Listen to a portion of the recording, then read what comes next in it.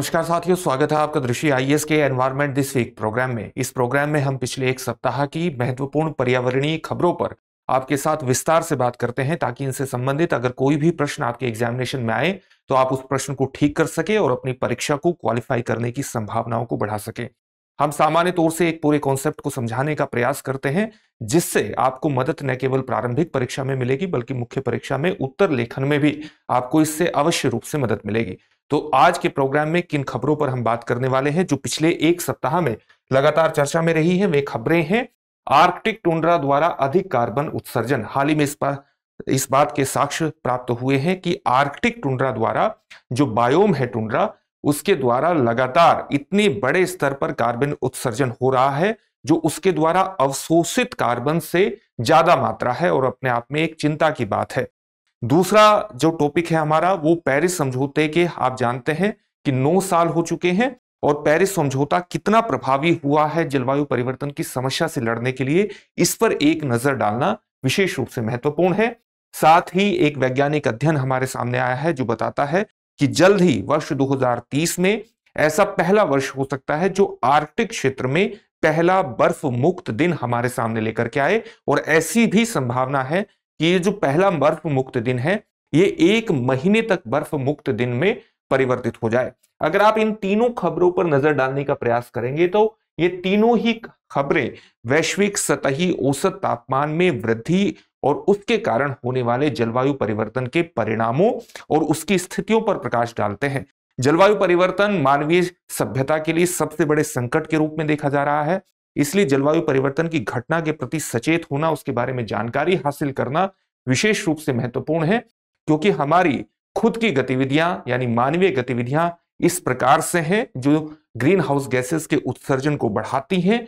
जो green house gases परिवर्तित होती हैं वैश्विक सतही औसत तापमान को बढ़ाने में, और जिसके कारण हमारे सामने जलवायु परिवर्तन का बड़ा संकट है जो मानव सभ्यता को संकट में डाल सकता है। और इसलिए आज का प्रोग्राम विशेष रूप से महत्वपूर्ण होने वाला है, क्योंकि 2 घटनाएं ऐसी हैं जो जलवायु परिवर्तन के सीधे परिणामों को बता रही हैं और एक घटना ऐसी बता रही है, एक घटना यानी एक समझौते पर हम बात करने वाले हैं जो वस्तुतः इस समस्या से लड़ने के लिए वर्ष 2015 दिसंबर 2015 में अपनाया गया था। लेकिन हाल ही में कुछ इस बात के साक्ष्य मिले हैं कि यह समझौता लगातार नाकाफी होता जा रहा है, या इस समझौते के कारण भी हमारे सामने उस तरह के परिणाम नहीं है जो जलवायु परिवर्तन के प्रति हमारी लड़ाई को कहीं ना कहीं सक्षम करते हैं और एक हमें इस बात का विश्वास देते हैं कि हम इस लड़ाई से लड़ लेंगे। तो इन सभी खबरों पर विस्तार से बात होगी, लेकिन उससे पहले आपके लिए एक महत्वपूर्ण सूचना है। आप जानते हैं कि दृष्टि आईएएस मुखर्जी नगर की क्लासेस नोएडा में शिफ्ट हो चुकी हैं। नोएडा में 2 महत्वपूर्ण बैच हमारे प्रारंभ हो रहे हैं, एक हिंदी माध्यम का और एक इंग्लिश माध्यम का। हिंदी माध्यम का बैच 16 जनवरी 2025 से प्रारंभ हो रहा है, जिसका समय होगा सुबह 11:30 बजे, और जो इंग्लिश माध्यम का बैच है वो 9 जनवरी 2025 से प्रारंभ हो रहा है, जिसका समय होगा शाम को 6 बजे। जहां पर ये बैच प्रारंभ होंगे उसका पता है C171/2 block A sector 15 Noida, और ये स्थान नोएडा सेक्टर 15 मेट्रो स्टेशन के पास स्थित है। आप 9311406440 पर कॉल भी कर सकते हैं। इसके अलावा प्रयागराज और लखनऊ में भी हिंदी माध्यम के आईएसजीएस फाउंडेशन बैच प्रारंभ हो रहे हैं। प्रयागराज में ये बैच 2 जनवरी 2025 से प्रारंभ होगा, जिसका समय होगा शाम को 6 बजे, और लखनऊ में ये बैच 23 दिसंबर 2024 से प्रारंभ होगा, जिसका समय होगा सुबह 11:30 बजे। आप 8750187501 पर कॉल भी कर सकते हैं और इस कॉल के माध्यम से भी एडमिशन अपना सुनिश्चित कर सकते हैं, सफलता की दिशा में आगे बढ़ सकते हैं। एकीकृत गाइडेंस कार्यक्रम, एकीकृत मार्गदर्शन कार्यक्रम संभव 2024 की सफलता को ध्यान में रखते हुए संभव 2025 आपके सामने लाया जा रहा है।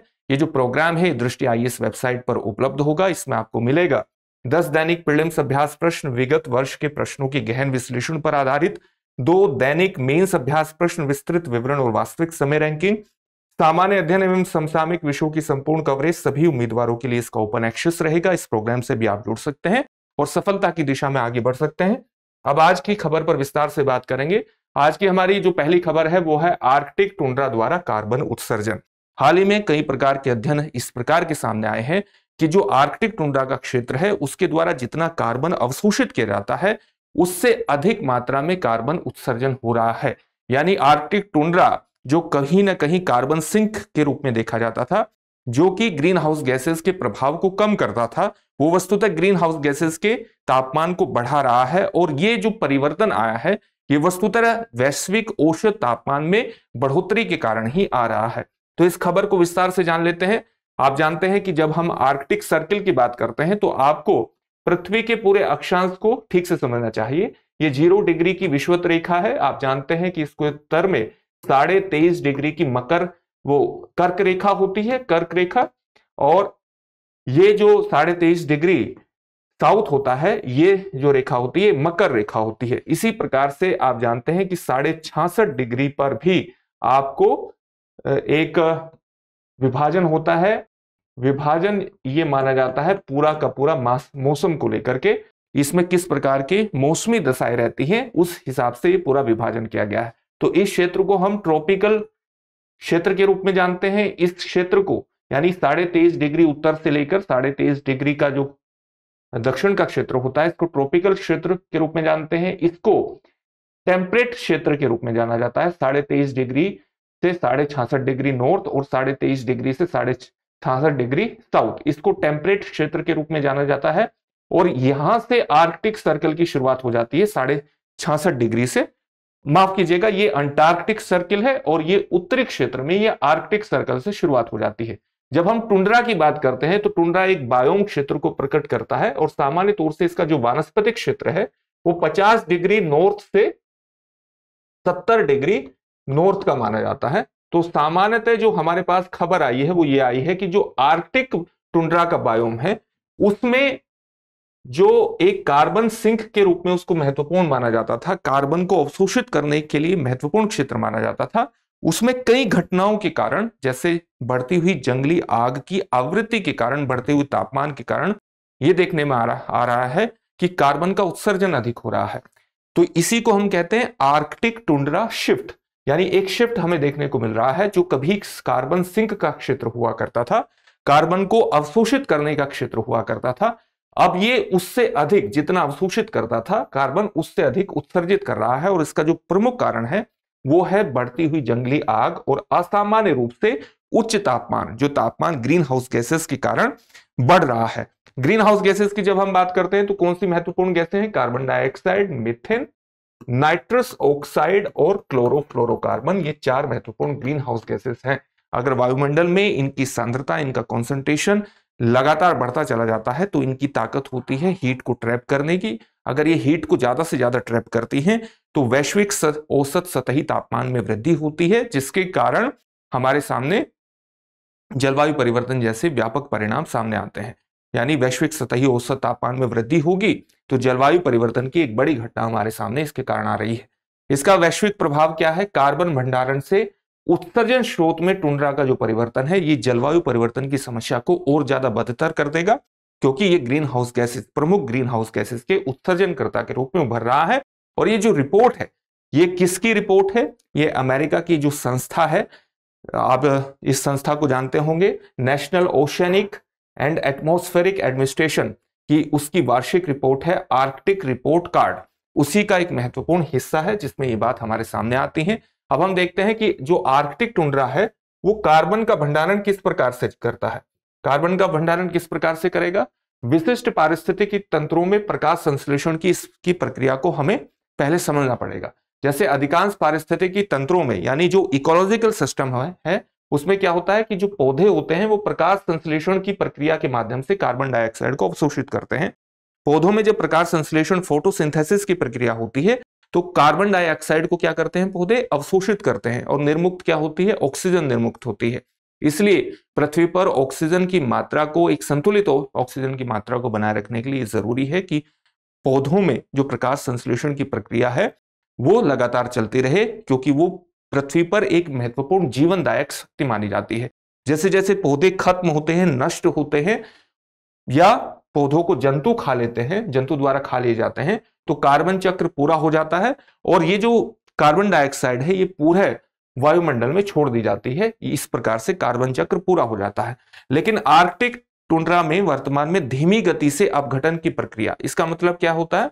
आर्कटिक टुंड्रा में जो ठंडा तापमान अपघटन प्रक्रिया को धीमा कर देता है। आर्कटिक टुंड्रा में एक इस प्रकार से स्थिति रहती है कि एक फ्रिजिड एरिया माना जाता है, और जहां पर टुंड्रा में एक महत्वपूर्ण विशेषता यह भी होती है फ्रिजिड होने के अलावा कि वहां पर वृक्ष नहीं पाए जाते हैं, वनस्पति की उपस्थिति बेहद कम है, और अगर वनस्पति की उपस्थिति है भी समर के क्षेत्रों में तो वो आपको मोस के रूप में दिखाई देगी। तो अपघटन की प्रक्रिया को ठंडा तापमान कम कर देता है, जिससे पौधों और जानवरों के जो अवशेष हैं वो परमाफ्रोस्ट कौन सी स्थिति है, जमी हुई जमीन जो कम से कम 2 वर्षों तक 0 डिग्री सेल्सियस से नीचे के तापमान में रहती है। यानी अगर कोई जमीन जमी हुई स्थिति में है और लगातार 2 वर्षों तक वहां पर 0 डिग्री सेल्सियस से नीचे का तापमान रहता है, तो उस जमीन को हम परमाफ्रोस्ट के रूप में, इस पर पहले भी डिस्कस हुआ है, परमाफ्रोस्ट के रूप में जानते हैं। तो पौधों और जानवरों के जो अवशेष हैं वो परमाफ्रोस्ट में संरक्षित रहते हैं।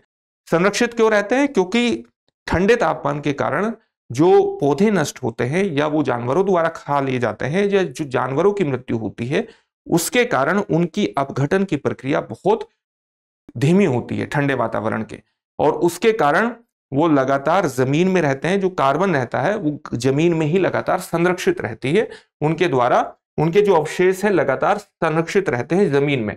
परमाफ्रोस्ट में कार्बन भंडारण इसकी वजह से होता रहता है, यानी परमाफ्रोस्ट कार्बन को फंसाता है जिससे वायुमंडल में वो नहीं जा पाता, कार्बन वायुमंडल में नहीं जा पाता है। वैज्ञानिकों का अनुमान है कि आर्कटिक की जो मिट्टी है उसमें 1.6 ट्रिलियन मीट्रिक टन से ज्यादा कार्बन जमा हुआ है, जो वायुमंडल में मौजूद कार्बन की मात्रा से लगभग 2 गुना है। तो ये स्थिति हमने बात कर ली कि किस प्रकार से वो एक कार्बन के सिंक के रूप में काम करता था। अब क्या हुआ? अब यह है कि वैश्विक सतही औसत तापमान में लगातार वृद्धि होती जा रही है, जंगली आग की घटनाएं लगातार आर्कटिक क्षेत्र में घट रही हैं, जिससे तापमान के बढ़ने के संकेत लगातार प्राप्त हो रहे हैं, और वो परमाफ्रोस्ट इस तरह की स्थितियों में क्या है, पिघलना शुरू हो जाता है। तो जब पिघलना शुरू हो जाता है और वहां पर बहुत बड़ी मात्रा में कार्बन जमा हुआ है, तो इससे क्या होगा, वो बहुत तीव्र गति से कार्बन का उत्सर्जन भी करेगा, जो स्थिति हमें आर्कटिक टुंड्रा में देखने को मिल रही है। तो आर्कटिक टुंड्रा कार्बन को अवशोषित करने की अपेक्षा अधिक उत्सर्जित क्यों कर रहा है? इसका कारण है बढ़ता हुआ तापमान। आर्कटिक वैश्विक औसत से 4 गुना तेजी से गर्म हो रहा है। जो हमें पृथ्वी का वैश्विक सतही औसत तापमान में बढ़ोतरी हम देख रहे हैं, आर्कटिक उससे 4 गुना तेजी से गर्म हो रहा है। इस प्रकार के हमारे सामने अध्ययन आते हैं, तथा वर्ष 2024 में 1900 के बाद से दूसरा सबसे गर्म तापमान दर्ज किया जाएगा, इस प्रकार के अनुमान है। उच्च तापमान के कारण परमाफ्रोस्ट पिघल जाता है, जिससे मिट्टी में उपस्थित सूक्ष्म जीव सक्रिय हो जाते हैं, कार्बनिक पदार्थों को विघटित करते हैं, उनका अपघटन करते हैं, और शक्तिशाली ग्रीन हाउस गैस जैसे कार्बन डाइऑक्साइड और मीथेन का इसके कारण उत्सर्जन होता है। परमाफ्रोस्ट पिघलने को आप किस तरह से समझ सकते हैं? आप इसकी तुलना फ्रीजर से कर सकते हैं। फ्रीजर से जब आप जमे हुए चिकन को निकालते हैं तो एक बार पिघलने के बाद जो सूक्ष्म जीव होते हैं, जो माइक्रोब्स होते हैं, उसे तोड़ना शुरू कर देते हैं, जिससे संग्रहित कार्बन उससे मुक्त होती है। इस पिघलने की जो प्रक्रिया है उसके कारण आर्कटिक टुंड्रा ने जितना कार्बन अवशोषित किया हो उससे अधिक कार्बन उत्सर्जित उसके द्वारा हो जाता है। जो अध्ययन हमारे सामने आया है उसी तरह की बातों को अभिव्यक्त करता है। जंगली आग की घटनाओं में भी वृद्धि देखने को मिली है आर्कटिक में, और लगातार जंगली आग की आवृत्ति और तीव्रता में वृद्धि हुई है। 2023 जंगली आग के सबसे खराब वर्षों में रहा है, और जंगली आग से वायुमंडल में ग्रीन हाउस गैसों का उत्सर्जन बढ़ा है। परमाफ्रोस्ट के पिघलने की प्रक्रिया में भी तेजी आई है, जिससे और अधिक ग्रीन हाउस गैसेस का उत्सर्जन हुआ है। कुल कार्बन उत्सर्जन वर्ष 2001 से वर्ष 2020 के बीच बढ़ते तापमान और जंगली आग के संयोजन ने आर्कटिक टुंड्रा को अधिक कार्बन छोड़ने के लिए मजबूर किया है, जो संभवतः सहस्त्राब्दियों में पहली बार हुआ है। तो इसके कारण हमें आर्कटिक टुंड्रा में एक ऐसी स्थिति देखने को मिल रही है कि वहां जो क्षेत्र कार्बन सिंक के रूप में जाना जाता था वो अब एक कार्बन उत्सर्जन के क्षेत्र के रूप में जाना जा रहा है। दूसरी खबर, पेरिस समझौते के 9 साल हो गए हैं, वर्ष दिसंबर 2015 में हुआ था, लेकिन यह क्या जलवायु परिवर्तन की समस्या को सुलझाने में सक्षम हो रहा है? इसका जवाब है नहीं हो रहा है। और हाल ही में COP29 की बैठक जो अजरबैजान के बाकू शहर में संपन्न हुई थी, उसमें विकसित देशों की जो वित्तीय जिम्मेदारी थी, उस वित्तीय जिम्मेदारी को भी पूरा करने में वो कहीं ना कहीं विफल रहे हैं। पेरिस समझौता इस प्रकार की व्यवस्था करता है। विकसित देशों ने ये एक प्रकार से आश्वासन दिया था कि वो वर्ष 2020 से वर्ष 2025 तक $100 बिलियन की वित्तीय सहायता प्रति वर्ष विकासशील देशों और कम विकसित देशों को उपलब्ध कराएंगे। लेकिन उनसे अपेक्षा की जा रही थी कि जलवायु परिवर्तन के प्रभावों से निपटने के लिए 1 ट्रिलियन प्रति वर्ष की सहायता विकसित देशों को उपलब्ध कराई जानी चाहिए। लेकिन बाकू शहर में संपन्न क्या हुआ है कि विकसित देश 300 बिलियन डॉलर तक ही उस राशि को बढ़ाने पर सहमत हुए हैं और ये 300 बिलियन डॉलर की राशि भी वर्ष 2035 से प्रभावी होगी। ये अभी लगभग 10 सालों तक प्रभावी भी नहीं होगी। इससे संकेत मिलने लगा है कि पेरिस समझौता वस्तुतः जिन उद्देश्यों के लिए शुरू किया गया था, जिन टारगेट्स को प्राप्त करने के लिए शुरू किया गया था, उन टारगेट्स को प्राप्त करने में सक्षम नहीं होगा, क्योंकि वैश्विक औसत सतही तापमान धीरे धीरे 1.5 डिग्री सेल्सियस तक पहुंच रहा है। और पेरिस समझौते में टारगेट तय किया गया था कि वैश्विक औसत सतही तापमान को कोशिश की जाएगी कि उसको 1.5 डिग्री सेल्सियस तक सीमित किया जाए, और उसमें टारगेट जो बड़ा था वो ये था कि उसे हर हालत में 2 डिग्री सेल्सियस से नीचे ही रखा जाए वैश्विक सतही औसत तापमान में पूर्व औद्योगिक स्तर के मुकाबले। तो पेरिस समझौते पर लगातार आलोचना हो रही है और इसी पर हम आज बात करने वाले हैं। इसकी कमजोरी हमारे सामने आ रही है क्योंकि 9 वर्ष बाद भी पेरिस समझौता जलवायु परिवर्तन से निपटने में अप्रभावी हुआ है। प्रयासों के बावजूद भी जो वैश्विक उत्सर्जन है ग्रीन हाउस गैसेस का, उसमें 8% की वृद्धि अलग अलग अध्ययनों के माध्यम से सामने आती है। और अध्ययन ये भी बता रहे हैं कि जो वैश्विक औसत सतही तापमान है उसमें 1.45 डिग्री सेल्सियस की वृद्धि हो गई है और वर्ष 2024 पहला वर्ष हो सकता है जो 1.5 डिग्री सेल्सियस की सीमा के पार चला जाए।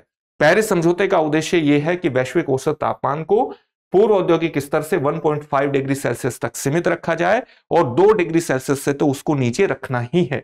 वर्तमान युद्धार यह है कि ये जो लक्ष्य है ये हमारे सीमा से बाहर है, हमारी पहुंच से बाहर होते जा रहे हैं, क्योंकि संभवतः 2024 ऐसा पहला वर्ष हो सकता है जब वैश्विक औसत सतही तापमान 1.5 डिग्री सेंटीग्रेड के लक्ष्य को पार कर जाए। विकासशील देश लगातार नए विकल्पों को तलाश कर रहे हैं क्योंकि उन्हें अब उम्मीद नहीं रह गई है कि विकसित देशों से उन्हें पर्याप्त सहायता मिलेगी। इसलिए जो छोटे द्वीपीय देश हैं उन्होंने अलग विकल्प जलवायु परिवर्तन की समस्या से निपटने के लिए निकालने शुरू कर दिए हैं।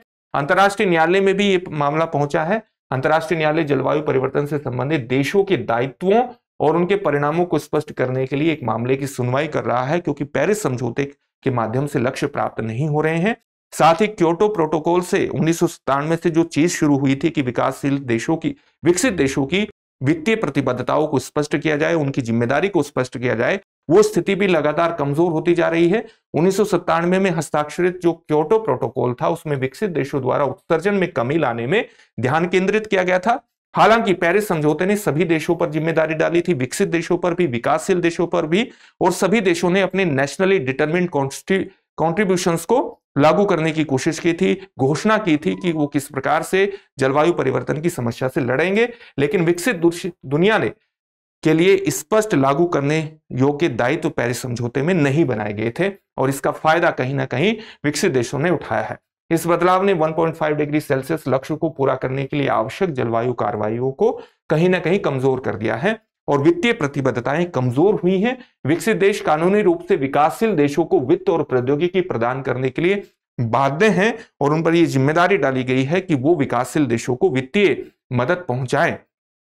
अभी आपको बताया गया था कि किस प्रकार से वर्ष 2026 से यह उम्मीद की जा रही थी कि 1 ट्रिलियन डॉलर की प्रतिवर्ष 1 ट्रिलियन डॉलर प्रतिवर्ष वो विकासशील देशों को उपलब्ध कराएं विकसित देश, लेकिन वो वर्ष 2035 से केवल 300 बिलियन डॉलर की ही राशि पर बाकू में होने वाली COP29 में सहमत हुए हैं, जो एक बहुत बड़ी निराशा का कारण बना है। और कमजोर वित्तीय प्रतिबद्धताएं महत्वाकांक्षी जलवायु प्रयासों में बाधा डालती हैं, विशेष रूप से विकासशील देशों के लिए। जलवायु जवाबदेही के लिए कानूनी कार्रवाई पर भी लगातार बात हो रही है। वानुआतू, जो कि प्रशांत महासागर में स्थित एक द्वीपीय देश है, उसके द्वारा एक आंदोलन का नेतृत्व किया जा रहा है। वो लगातार विकसित देशों की प्रतिबद्धता को स्थापित करने के लिए प्रयास कर रहे हैं और इसके लिए अंतर्राष्ट्रीय न्यायालय में भी वो मामले को लेकर के गए हैं और न्यायालय से यह आग्रह किया गया है कि मानवाधिकार घोषणाओं सहित अन्य अंतर्राष्ट्रीय कानूनों के साथ साथ पेरिस समझौते का भी मूल्यांकन किया जाए।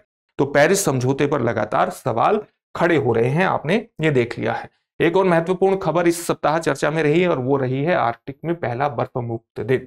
एक रिपोर्ट ये भी आई है, ये भी जलवायु परिवर्तन के प्रभावों को प्रदर्शित करती है कि किस प्रकार से आर्कटिक में पहला बर्फ मुक्त दिन हमारे सामने आ सकता है वर्ष 2030 में। हाल ही में नेचर कम्युनिकेशंस पत्रिका में ये आर्टिकल प्रकाशित हुआ था और उसी के माध्यम से हमें जानकारी प्राप्त होती है कि आर्कटिक महासागर में 2030 तक बर्फ रहित पहला दिन देखने को मिल सकता है। और बर्फ रहित दिन का मतलब है कि जो बर्फ का एक्सटेंट है आर्कटिक महासागर में वो 10 मिलियन, माफ कीजिएगा 1 मिलियन वर्ग किलोमीटर के क्षेत्र से कम हो जाए, यानी 10 लाख वर्ग किलोमीटर के क्षेत्र से अगर समुद्री बर्फ आर्कटिक महासागर में कम हो जाती है तो इसका मतलब है वहां पर हमने पहला बर्फ मुक्त दिन देख लिया। इसकी संभावना लगातार बढ़ती जा रही है क्योंकि मनुष्य अभूतपूर्व गर्मी को रोकने वाली ग्रीन हाउस गैसेस का लगातार उत्सर्जन कर रहा है। हमने अभी देख लिया है आर्कटिक सागर की जो बर्फ की जो चादर है वो लगातार सिकुड़ रही है। MIT क्लाइमेट पोर्टल यानी मैसाचुसेट्स इंस्टीट्यूट ऑफ टेक्नोलॉजी का जो पोर्टल है उसकी वर्ष 2023 की रिपोर्ट हमें बताती है कि पिछले 40 वर्षों में समुद्री बर्फ विस्तार हर दशक में 12.6 घट रहा है। 1980 के दशक से आप देख सकते हैं कि किस प्रकार से बर्फ का विस्तार लगातार घट रहा है और 2020 तक ये लगातार घटने की दर जारी है। तो ये अध्ययन हमारे सामने आता है। अध्ययन के महत्वपूर्ण तथ्य इसी प्रकार से हैं कि वैज्ञानिकों ने वर्ष 2023 से लेकर के 2100 तक कई कंप्यूटर मॉडल तैयार किए हैं और कई तरह के आंकड़े उनको दिए गए हैं, यानी कई तरह की सिमुलेशंस को तैयार किया गया है कि इस प्रकार के आंकड़ों के हिसाब से किस प्रकार की स्थितियां हमारे सामने आएगी, इस तरह की स्थितियां हुई तो किस तरह की स्थितियां हमारे सामने आएगी। कई तरह के मॉडल तैयार किए गए हैं, यानी कई तरह के सिमुलेशंस के आधार पर 366 सिमुलेशन चलाने के लिए 11 विभिन्न जलवायु मॉडलों का उपयोग किया है और इसमें अधिकांश सिमुलेशन में पता चलता है कि आर्कटिक में पहला बर्फ मुक्त दिन 7 से 20 वर्षों के भीतर देखा जा सकता है, भले ही अगले वर्षों में ग्रीन हाउस गैसेस उत्सर्जन में भारी कटौती हो। नो सिमुलेशन हमें यह दिखाते हैं कि 3 से 6 साल के भीतर बर्फ रहित दिन आ सकता है अगर कुछ स्थितियां विद्यमान हो जाए, जैसे असामान्य रूप से हमारे सामने फॉल, विंटर या समर की स्थिति आए, यानी असामान्य रूप से पतझड़, सर्दी और वसंत जो है वो गर्म हो जाए। तूफानी मौसम में भी तेजी से पिघलने के कारण इस तरह की स्थिति आ सकती है क्योंकि तूफानी मौसम से जो परमाफ्रोस्ट की स्थितियां हैं या जो बर्फ है वो बहुत तेजी से पिघलती है। इस तरह की स्थितियों में हमारे सामने ये आ सकता है कि बहुत तेजी से बर्फ रहित दिन आए, 3 से 6 साल में ही बर्फ दिन स्थिति आ जाए। और अगर ये दोनों स्थितियां एक साथ आ जाएं तो कुछ वर्षों में ही पहला बर्फ दिन आ सकता है। सितंबर 2027 तक भी पहला बर्फ मुक्त दिन देखने को मिल सकता है। बर्फ रहित दिन को रोकने के लिए जरूरी है कि ग्रीन हाउस गैसेस का उत्सर्जन में बहुत तेजी से गिरावट की जाए। WMO की रिपोर्ट है कि वर्ष 2023 में कार्बन डाइऑक्साइड, मीथेन और नाइट्रस ऑक्साइड की वैश्विक औसत सतही सांद्रता नई ऊंचाइयों पर पहुंच गई है। जलवायु मॉडल के जो सिमुलेशन है वो बर्फ रहित अवधि को 11 से 53 दिनों के बीच रहने की भी बात करते हैं। इसका मतलब है कि न केवल पहला बर्फ मुक्त दिन देखने को मिल सकता है बल्कि पहला बर्फ रहित महीना भी देखने को मिल सकता है। इसके परिणाम क्या होंगे? जलवायु परिवर्तन की प्रक्रिया को और तेजी से बढ़ा देगा क्योंकि और ज्यादा ग्रीन हाउस गैसेस का उत्सर्जन होगा। जो बर्फ होती है वो बहुत तेजी से किरणों को परावर्तित कर देती है, यानी जो आर्कटिक की चमकदार सफेद सतह है वो तरल पानी की तुलना में अधिक सूर्य के प्रकाश को वापस अंतरिक्ष में परावर्तित करती है और जब ये गायब हो जाएगी तो आर्कटिक और ज्यादा गर्म होगा और अधिक चरम मौसम की घटनाएं देखने को मिलेगी। नतीजा यह भी हो सकता है कि समुद्री जो जल स्तर है उसमें भी वृद्धि देखने को मिले। पिछले 10 वर्षों में वैश्विक समुद्र का जो स्तर है वो 1990 के दशक की तुलना में 1.5 गुना तेजी से बढ़ रहा है। औसत समुद्र का स्तर सालाना 3.6 मिलीमीटर की दर से बढ़ रहा है। अटलांटिक और आर्कटिक महासागर के बीच स्थित अगर ग्रीनलैंड पिघल जाता है तो यह वैश्विक समुद्र के स्तर को 6 मीटर तक बढ़ा सकता है और दुनिया भर के तटीय समुदायों पर इसका गंभीर प्रभाव होगा। तो वर्ल्ड वाइल्ड लाइफ फंड की भी एक रिपोर्ट है कि बर्फ का कम होना और परमाफ्रोस्ट का पिघलना, ध्रुवीय भालू, वोलरस, लोमड़ियों, जो आर्कटिक की लोमड़ी होती हैं, जो अलग अलग प्रकार के वन्य जीव हैं, बर्फीले उल्लू, बारहसिंगा, कई प्रजातियों पर इसका नकारात्मक प्रभाव पड़ेगा। उदाहरण के लिए जो समुद्री बर्फ पिघलने के कारण कई प्रजातियों को शिकार के लिए जमीन पर जाने के लिए मजबूर होना पड़ सकता है। समुद्री जानवर ठंडे पानी की तलाश में उत्तर की ओर भी बढ़ सकते हैं, तो इस प्रकार के प्रभाव होंगे। अब इन सभी टॉपिक से संबंधित एक एक प्रश्न है। प्रश्न क्या है? आर्कटिक टुंड्रा ग्रीन हाउस गैसों का स्रोत क्यों बन गया है? आपके ऑप्शन है जंगली आग में कमी, तापमान और जंगली आग में वृद्धि, कम वनस्पति विकास या वायुमंडल में कार्बन डाइऑक्साइड की स्तर में कमी। पेरिस समझौते से पहले किस संधि ने विकसित देशों पर उत्सर्जन में कमी लाने का दायित्व रखा है? आपके ऑप्शन है रोटरडैम संधि, क्योटो प्रोटोकॉल, रियो घोषणा या मॉन्ट्रियल प्रोटोकॉल। और तीसरा प्रश्न है आर्कटिक महासागर में बर्फ रहित दिन किसे माना जाता है? पहला ऑप्शन है जमीन पर बर्फ का न होना, बर्फ का आवरण 50% तक कम हो जाना, ग्रीनलैंड की बर्फ की चादर का पूरी तरह पिघलना या समुद्री बर्फ 10 लाख वर्ग किलोमीटर से कम हो जाना? इस प्रश्न का उत्तर आप हमें कमेंट बॉक्स में कमेंट करके जरूर दीजिए। फिर से एक नए सेशन में आपसे मुलाकात होगी। धन्यवाद।